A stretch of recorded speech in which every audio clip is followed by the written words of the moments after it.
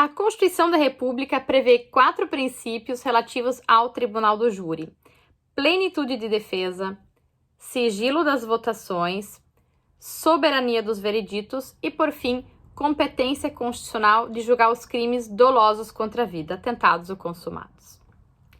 Primeiro, plenitude de defesa. A plenitude de defesa ela é muito mais ampla que a ampla defesa. E aí os alunos geralmente se confundem. Então, vamos lá.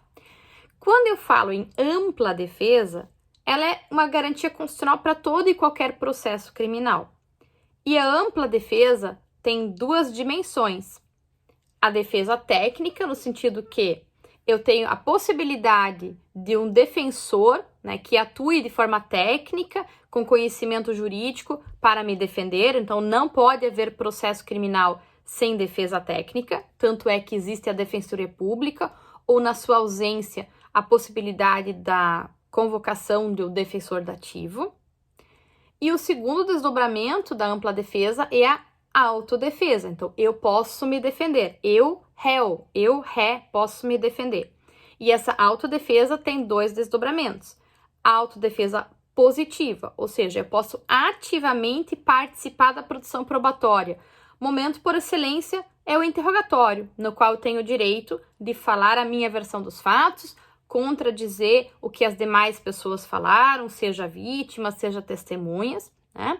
E também tem a autodefesa negativa, porque eu tenho a possibilidade de ficar em silêncio, sem que esse silêncio possa ser julgado contra a minha pessoa, ou seja, avaliado contra a minha pessoa. Mas a plenitude de defesa é uma garantia do Tribunal do Júri, e a plenitude da defesa ela é maior do que a ampla defesa, porque a plenitude de defesa permite que eu possa, inclusive, usar de argumentos não jurídicos.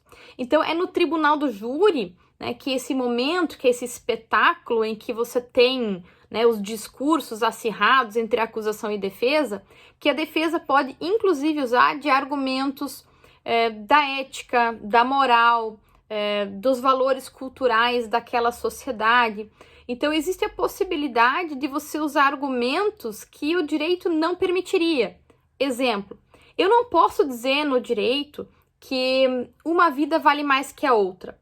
Eu não posso dizer, por exemplo, que uma pessoa que mata o estuprador do seu filho depois que a agressão já cessou está em legítima defesa. Não, porque a partir do momento em que não há mais violação, né, à dignidade sexual da criança, do adolescente, enfim, não há mais situação de legítima defesa.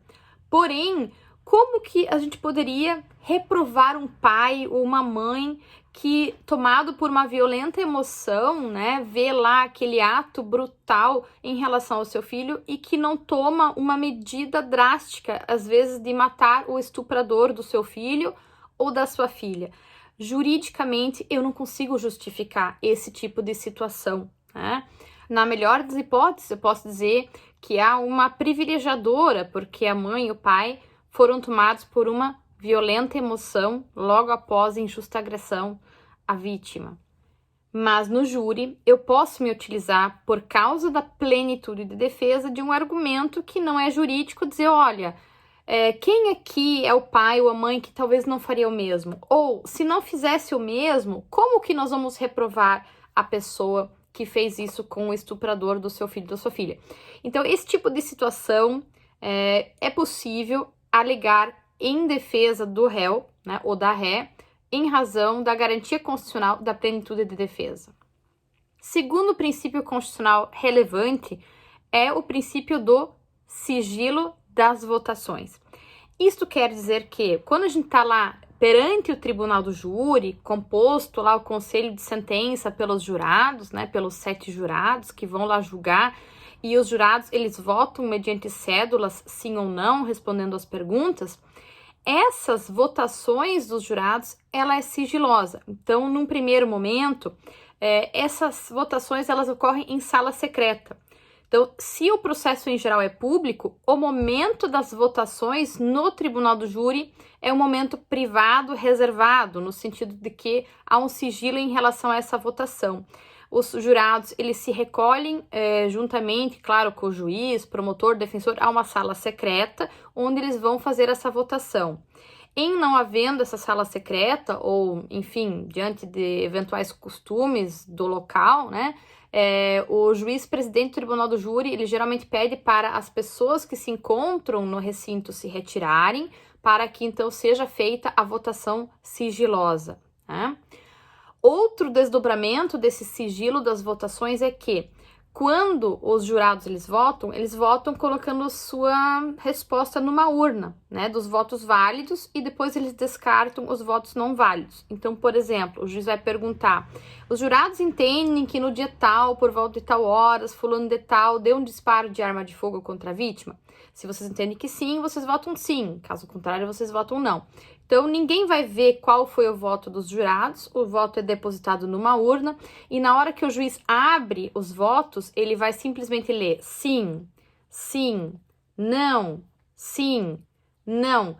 Quando ele chegar em 4 votos sim ou 4 votos não, o juiz deixa de ler em voz alta para preservar o sigilo das votações, né? Porque no júri se vota por maioria de votos. Se eu tenho 7 jurados, a partir do momento que eu tenho 4 sims ou 4 nãos, eu já tenho uma decisão do conselho de sentença em relação a um determinado quesito que foi votado, né? Não há necessidade de abrir os demais votos.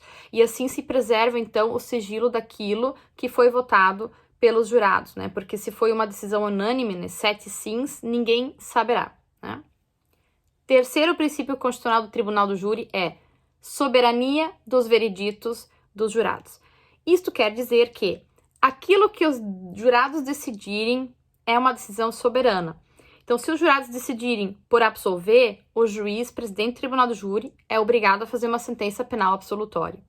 Se os jurados decidirem por conhecer de uma qualificadora, ou se os jurados decidirem afastar uma qualificadora, não importa se o juiz concorda ou discorda, ele terá que fazer a sentença de acordo com aquilo que o júri decidiu.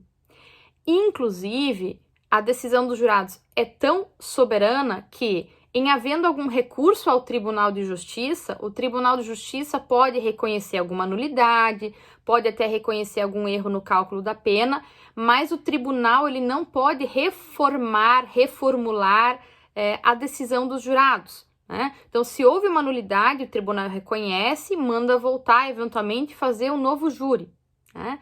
Se o tribunal entender, e essa é a única situação em que o tribunal vai analisar o mérito, que a decisão dos jurados foi manifestamente contrária à prova dos autos, então o tribunal reconhece isso, mas o tribunal não pode reformar a decisão. O tribunal vai ter que voltar o caso à comarca de origem para que se convoque um novo tribunal do júri para que julgue o mérito, porque cabe ao tribunal do júri, por competência constitucional, julgar os crimes dolosos contra a vida.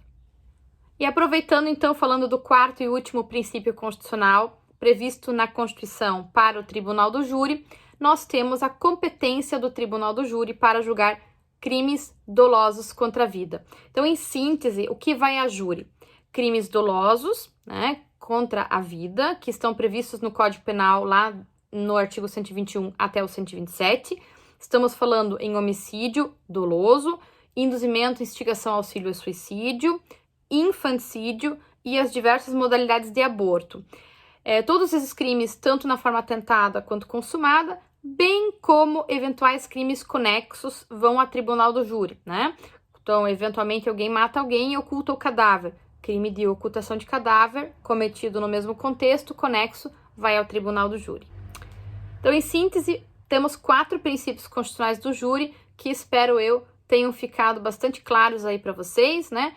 Plenitude de defesa, soberania dos vereditos dos jurados, sigilo das votações e competência para julgar os crimes dolosos contra a vida.